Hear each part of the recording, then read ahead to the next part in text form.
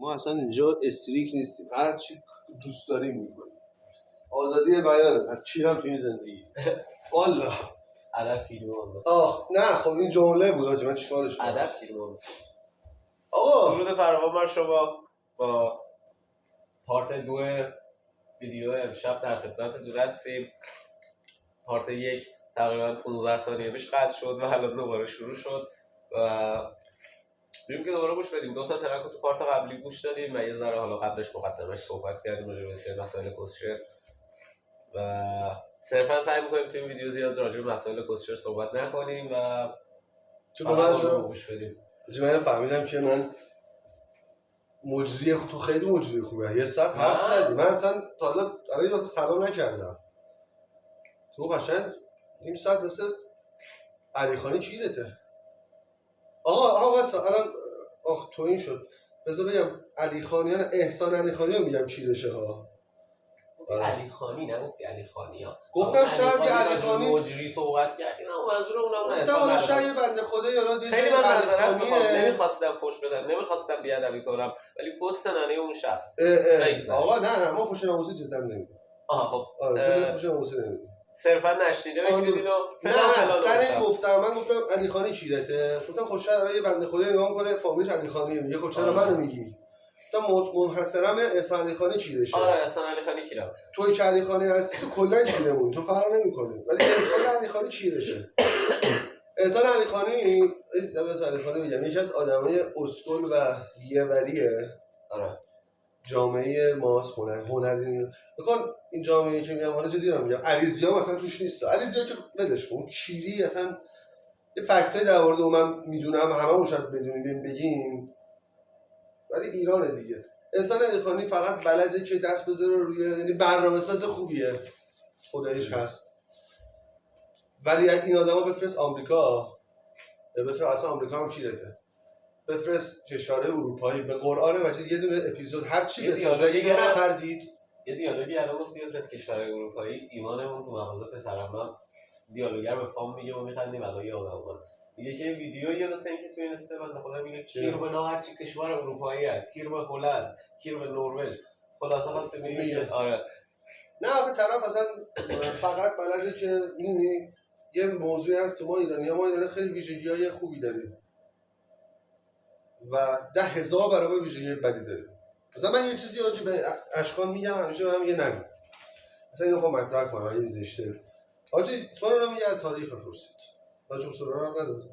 آجی من تاریخم که میپرسم از زمان کوروش تا همین الان مردم ایران یکی نه جز مردمان کسشر فرهنگ و کیرم تو این تمدن نه آخه عصبی میشم آجی. تو بحث کن لیست چارت میدم بیرون، جدی میگم چارت میدم بیرون. آقا همیشه این پرشیا اون ایران اوله، به خاطر اینکه آقا ما این سال قبل از مسیح بودیم، بعد مصر، بعد کوفت زهره. من کیرم تو اون بودن. یعنی کل تاریخ رو نگاه میکنی، مثلا داریوش کبیر، داریوش چجوری میشه شاه؟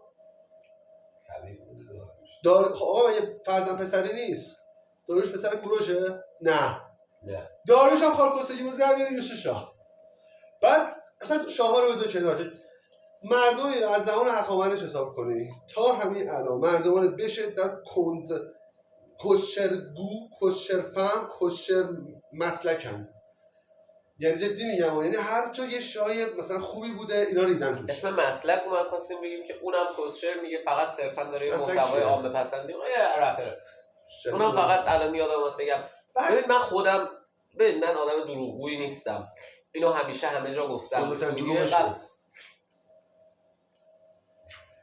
تو ویدیو قبل راجع به تلخون صحبت کردیم با، یا مثلا راجع به شاهی. من علاقه خاصی به موزیک دارم و همه سبک موزیکی گوش میدم، حتی همون سجاد شاهی و یا تلخون رو هم گوش میدم و گوش دادم، گوش نمیدم، شنوندش نیستم ولی خب ترک جدید منتشر میشه گوش میدم، صرفا سر علاقه‌ای که به موزیک دارم و همه چی گوش میدم. من تو کات نیستم علاوه بر اون همه چی گوش میدم. نه الان تو کات نیستی، الان تو کات هستی. و میگم علی مسلکم من شاید گوش بدم، ولی خب اونم فقط دنبال شنیده شدنشه. به همین علت میاد یک سری ترک عامه پسند گوش میده که همه جا گوش داده بشه، همه جا شنیده بشه این داستانی که داشتن چند وقت پیش با این یکی از سنتی خونا، حالا اسم نمی‌فهمم، علیرضا افتخاری بود گوش کرد که حالا آره گوش کرد. نه از یه نظر داره راست میگه، از یه نظر راست میگه. اول اینکه اصلا اینکه اون بیاد اون مجری که کامران چیه اومد بهش داد رپ گوش بده اصلا اشتباهه. اونو من ویدیو کاملش دیدم، مهمم نیست شاشیدم بهش، ولی کسی که سنتی کار میکنه توی ادای کلمات خیلی ادای حروف خیلی اینا کار میکنن. خب یعنی که مثلا طرف میگه نیست باشه، خب این معلومه رپو نمیفهمه وقتی میگه نی میگه خب این غلطه. تو زاویه سنتی کار رپ یه چیزی کسچره، همون تو زاویه رپ کرد و جالب نبود. بگذاریم آقا بگذاریم، ایرانی ها همه همینن، تعصبی. من خودم زیاد حرف نزنیم ولی همینجوری الان 5 دقیقه حرف. آره یه چیزی هم میخوام بگم چون بحث از مسلک شد. یه نفر دیگه هم هست به نام ممرضا شایع.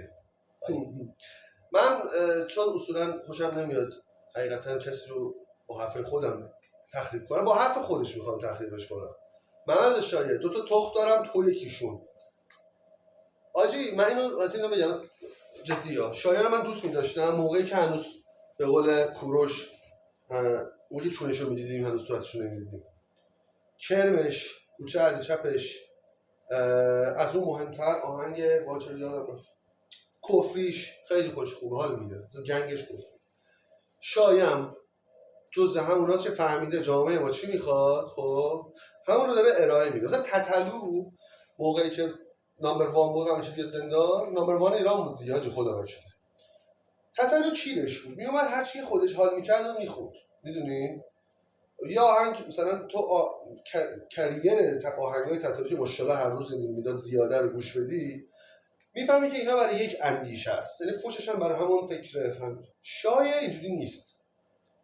من نکتهش اینجاست، شما نمیتونی بگی که هر کسی یه جوره، نه هر کسی نمیتونه باشه. هنرمند اونی که از خودش شایعه بذاره. شایعه گوش میدی تو یا آهنگش میگه که لگد به چون گربه نزده، نمیدونم گنده فلان رو بیدم باشه. آهنگ بعدی میگه که آجی دوغ آوری اومد با عرق زدم تا اینجا پرم برای من تو پارچ بریزید، گنده گوزه اینجوری تو مواد. آهنگ بعدیش چیه؟ آخ مواد نزنید، مواد خیلی بده، مواد اخه آی کثافت تا بعد نامی از جیبم در آورد. میاد جلو یهویی میرسه به ممد شایی که با مهراد هیدن داده بود.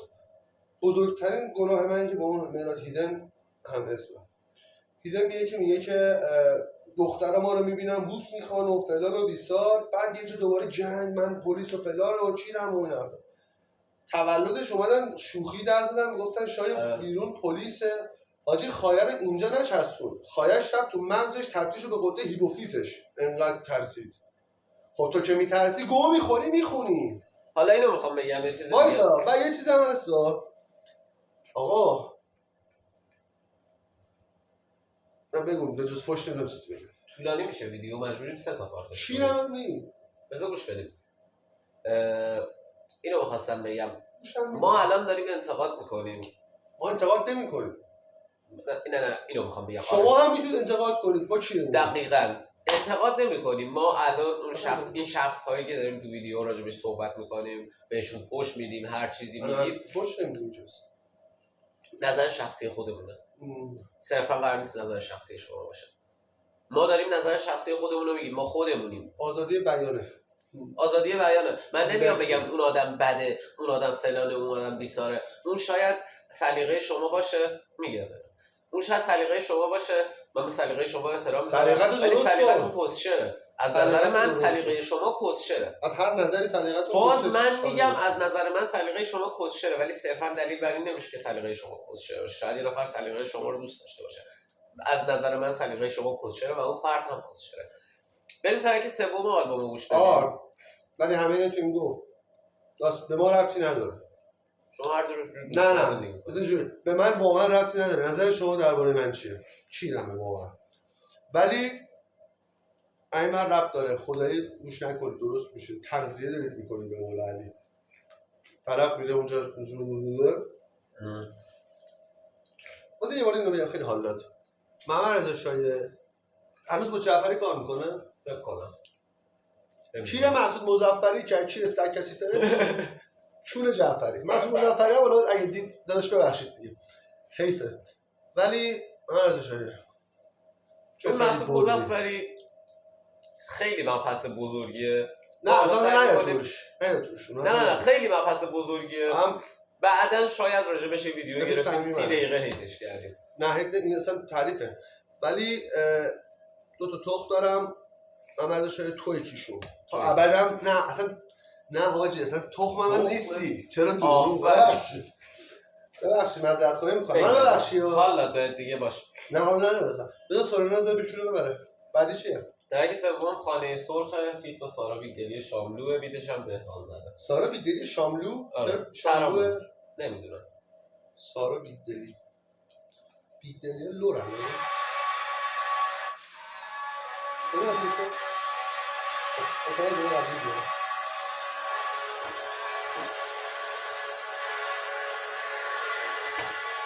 قصه های تازه توی این فصل از سرما، تو مرزهای آلوده به وهم، اتوبان‌های دور توی رحل پلای زور، شهری در حال ریزش توی یخبندان، قصه مردان زنان بدون امکان، هویت‌های پاره گم سرگردان، سرخ به رنگ خونه، جرم به رنگ زندان، قصه زرده انسان توی شهر ناشهروندان، قصه تنها ترین قامت، کنار اتوبان، شرفاترین ساعت، تلخ اما از جنس فرداترین باور که بلند پروازان سقوط میکنن با دردناکترین حالت، نگاه کرد با درد و خونه های دود دود، عبور کرد از بین کوچه های تو در تو، رسید به یک ایستگاه با قطارهای مجروح، بعد جسد یخزده یه پیر مرد و سکو، از اون طرف ریل ها که به زیر یخ مردن، از سکوی رو به رو به صلح زده. حاجی من مغزم نمیشه تو داشتم پشمام. اصلا تو اسمو گفتی من رفتم گفتم نگاه کن 2 دقیقه پلیش کردیم تا شروع کنیم. یه ذره عقب‌تر اون پیرمرده کیه؟ پیرمرد ایستگاه شهریه نکنه اونه. پیرمرد ایستگاه شهریه شده راضیه. اسمو گفتی من گفتم.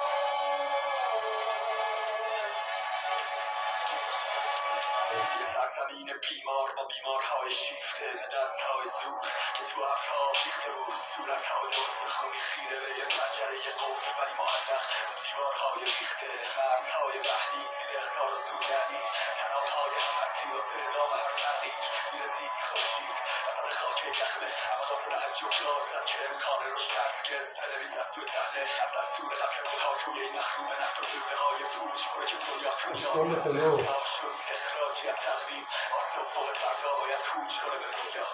ما عمل کردیم توی زندگی واش شما رفتار میکردید طبق قانونتون تو انجام، جمع شما بودید به دفاعیه خدایان، وای به ما اگه خود بسازیم از آینه شماها. من فکر میکردم بعد هر سفر گناست یه تقلیم به ماجراجوها تو زمان ترک این مرداد، ما شکافیم انسان برو جای دمدون گرگاه، اینجا الکلی مرهم شد جا چسب زخم رویا. الکل خورد صد از اون الکل خورده گفتش از سردم گفت رسیدم به الکل 100% الکل خورده. حالا تو پای جلوتر بهت میگم اسم ترکش به اسم بندباز مست اونجا نماش اونجا اصلا همین هم ایسکا شهریخت رو داره من ذهنم میاره. تو ایسکا بکگراندی از طرف نمیده که یه فقط باید بره و بزن به چاپ و فلان. ببین چی حس کردم که اینجا عجیب چی؟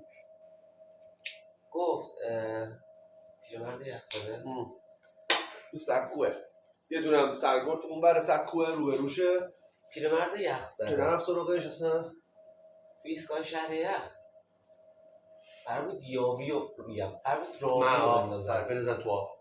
من همینو گفتم. بعد نگفت پیرمرد، گفت پیرمرد یخزده یا گفت مرد یخزده. پیرمرد. میدونی اینجا چی برای من تداعی شد؟ که پیرمرد همون راویه؟ 100%. من همینو میگم.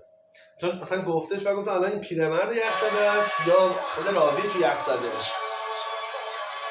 ولی بعد الکلش هم خورد. نه صبر کن. گوش کن اینجا بهتون بگم.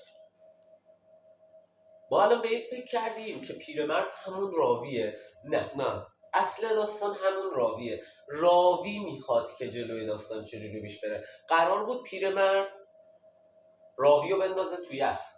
ولی وقتی راوی این داستان رو نوشته پیرمرد نمیتونه راوی رو بندازه تو یخ. راوی تصمیم میگیره در آینده چی باشه. اصلا اونجا هم گفتش احتمال شاید فلان. عالی بود. و اصلا اینجا که میگه الکل میخورم، الکل خورد. شد دوباره همون آدمی که داره میرسه شهر یخ و صدا برف فلان. تمومه؟ پشمام. یه لحظه یه زنگ عقب آخر جمله سنونا رو شنیده شنید. من درست شنیدم. براتون. جمع شما بودید با دفاعیه خدایا وای به ما اگه خود بسازیم از آینه شماها. من فکر میکردم بعد هر سفر گناست اینه تلقین به ماجراجوها تو زمان ترک این مرداب باشه کافی انسان پر جای دندون گرگاه اینجا علی کلی مرهم شد شاید چسب از کلی مرهم شد چسب زخم رویا چسب رویا پشمام. یعنی به یه رویایی داره میره و فقط دقیقا شهر یخ ترک بعدی سرزمین برتر دهقان. محمود از دهقان. خدا که من دهقان نمیدونم چقدر دوست دارم. خیلی خوبه. میگوش بده. خیلی خوبه. ابراهیم سانگرو 19 سالیه. واو. نه من میگم حالا اگه بگیری که این اتفاق اگه به چسبش بیست شهر یخ این میشه پس زمینش دیگه همون مردی که داره میاد. بله. و پیرمرد که سیزه داخت این همونی که من دنبالشم. این خیلی بس. اینو خیلی دوست دارم بشنم. دندون چیه این وسط خدایا. گاد. دهقان بازم.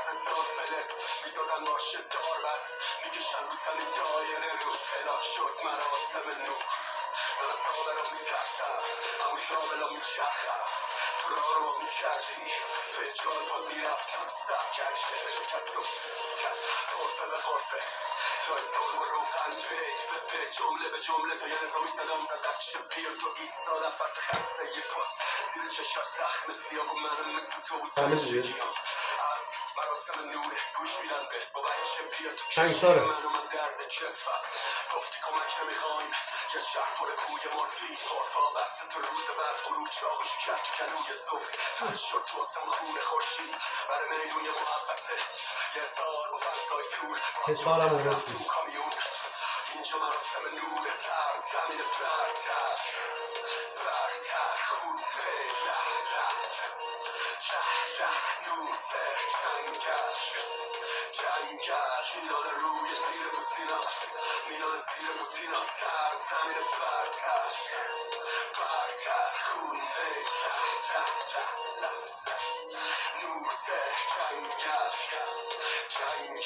میلان روی زیر بوتینا میلان زیر بوتینا تو سیاه پوش استخام خش جانون انتقام آزری نه جان انتظار بلنگ روز هدین باد برده ها رو با بوی اسفند کشیدن تا بیشنای خون سرشون رو میباریدن مردم دستاشون رو آسمون یکی از برده ها توی آن زد زیر ساتور جلات همه با خشم داد میزنن و با همه باور ویدوی با کلی تاول پارک آزادی رو حس کرد چند ثانیه تاول لاغر آه زنن با میره تو تندون شکست افتاد پیش پای من آخر کشتنش و سر زمین برتر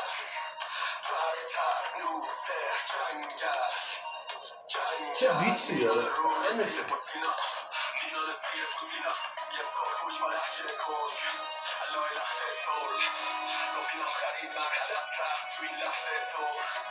باز شد گرد قفص مثل شیاره زخم بزرگ ریختن تو قفص شروع شده صحنه نوینا غیر جلو میشی باشن یه دست فشار خون میشاشن سرخ جامه ها میخوندن بره ترتر رو صورتم خون میباشن کم کم جمع جنون شد غیر سرخ جامه ها میونه خون سیاه پوشان زن رو شدن غیر اون بچه با دندون تو دستش تو سر زمین برتر خون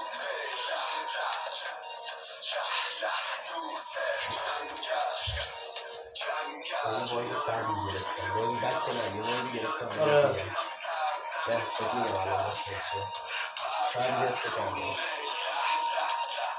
تموم شد تا فرم میگه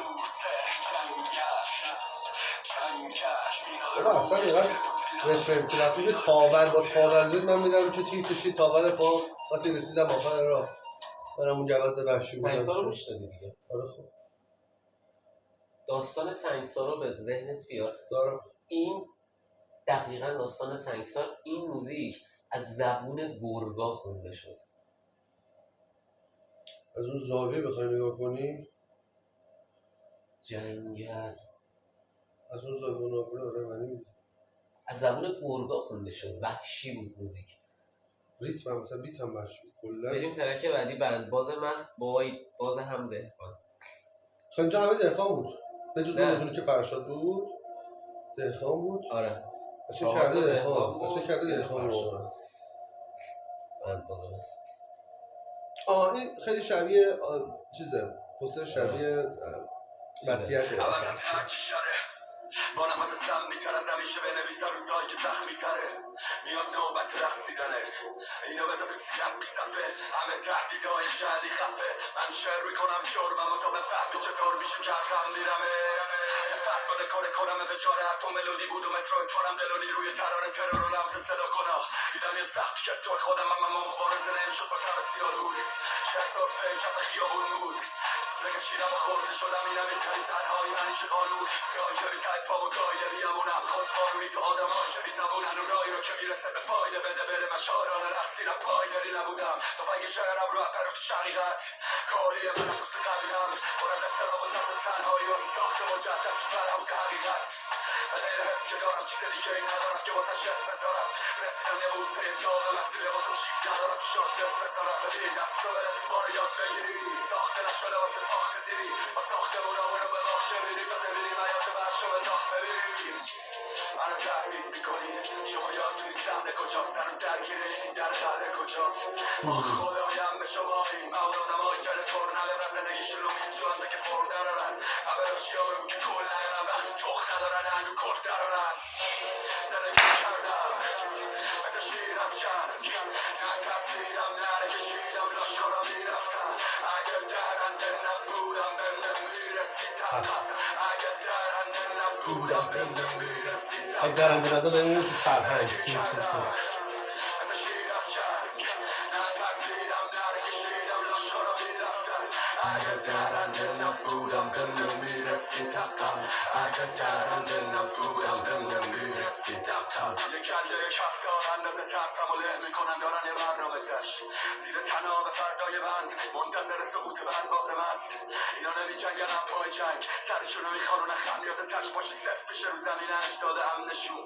جادش و خطای قدش اولا رو تو بخونه میره تخ میخواد تا بری خودتو نشون زندگی آدم هایی مثل ما جنگ رو شبه ما گونه خوبه نوبت تکون مسیره تا نقطه جوش میشه بند باز میشه روش بشه تار انگار که از روش بره پاشو به اشتباه بذاره کنار تناب ولی پر میکردیم به تناب زندگی با لحظه ناب سقوط دور از چرخه خواب نقاب که همون پا به پا هنوز زندم از همون جامعه به هیجان مستگی شروران ما اون تناب سقوط میدخصه فاصله حروم زاده ها مزه خطر احساس سقوط دور از شهر شانس اصولتون ما محصول کشتار هستیم با صدای فرقانس گلوله و هنو میزنه چنگ این زنده میتپه رنگ که نویس شریان ما سنده است مای دکمه کنده پیرن شهر زندگی کردم مثل شیر از جنگ آه. نه تصویرم نه نگشیدم لاشخارا میرفتم اگه درنده نبودم به من میرسید حقم اگه درنده دقیقا جمله رو شما رو مردی گفتیم میرسید حقم زندگی کردم مثل شیر از جنگ نه تصویرم نه نگشیدم لاشخارا میرفتم اگه درنده نبودم به من میرسید حقم اگه درنده نبودم به من میرسید حقم. واو عالی بود. این چه فلو. پشمام. بعدی این چیزو گفته بود حالا نمیدونم درنده گفت یا وحشی رسول چه هست اینم نیست میگفتش که اگه درنده نبوده نمیرسید فرهنگ با بهرام یا آهنگ داره اینجوری بیا بعدی خواب در خواب آهنگسازیش خود سورنا. واسه من اینو پلی کن والا این خود سورنا اسم چی؟ خواب در خواب. خواب در خواب بریم یه اینسرشن ببینیم اینسرشن بشنویم پلی کن تبلیغش بره حالا تو کار چه فلویی عالی بود. چه فلویی عالی بود. دهن سرویس کجا در میاری بسر آدم باش چه فلویی چه و دهقان چه من دهقان خیلی دوست دارم ولی بیشتر داره آشنا میکنه عالی بود. چقدر بی‌نقص چه بیتای بی‌نقصی عالی بود. چه بیتای بی‌نقصی پلی کن چند دقیقه رو دیدی؟ کاور رو نمی‌دی آخ اینم از اونایی بود که اونور کانال دیدی چه خبره دیگه من به نظرم این ربط داره به اون سرگرد اونوره خود علی سورنا هستش. سرد بود و تنها کجاست اصلا راه یخ زنن چراغ‌های شهر لکه های خونو گرفتم تو برفا از کنار فضا از بلوک‌های تنها تلخ و بیخونن این خونه های بی صورت عمیق و تیز و بلند از این زمستون خیز و چرک آلوده بود نور کم سو ته دالون روی تابوت کم کم درد بودن بیزد بدن جونم خودم و با الکل از خودم پوشوندم خوابم گرفت و گفتم زیر لبام آدم و همه مثل هم میفتن از پا اتاقهای راز صدای سایش ناخونه جز آبیان روی گناهان در فولادی خواهگی جمعی کسی اینجا ساس مداوای ما برق میزد روشونش درجات مرگ صد کرد اعدام میکرد نفرات به صف پشت صف اعدام خفقان و تب تو برگشت خونه تا روز بعد نفرات بد بیکن بره توی جنگل یه زن پشت پنجره خیره به منظره صدای بازن چرخید یکی بود خوفه در چرخید در باز شد تو منظر کن توشونش تفریز شنبار سر با پوتینش زردوشی پر از استراب لباس خونم رومی نمیشه پوشید بعد شام تکرار هم با پوشی از اجبار زن نگاه کردی احساس با پوتین نمیشه بوسید چک کرده سلسله مراتب گفتن سلسله فردا خواب در خواب تنگ دادم چک کرده سلسله مراتب گفتن سلسله فردا خواب در خواب تنگ دادم قلب مستری با صدا از رخت خوابش رفت سمت پنجره ها نرم و ساکت آروم دستش برد سمت سلاحش دید صدای باده تو سبک حیاته هر شد تو سخت روتینش از افتیران داد روتینش عشقی مست و نوشت توی لحظه های جنگ واسه بوسیدن باید از سهداش رفت بخواب اتاقهای راز صدای سایش ناخونه سرگرد روی گناهان در فولادی خفگی فردی کسی اینجاست واسه مداوای من برق میزد رو شونش درجات مرگ سرهنگ اعدام میکرد سرگردها رو به صف پشت صف اعدام خفقان و تب تا برگشت خونه تا روز بعد نفرات بد سر میز شام با اسلحه با تنهایی زردوشی پر از استراب لباس خونه رو رومی نمیشه پوشید بعد شام تکرار خود ارزایی از اجبار سرهنگ بی احساس با پوتین نمیشه بوسید چک کرده سلسله مراتب گفتن سلسله فردا خواب در خواب تنگ دادم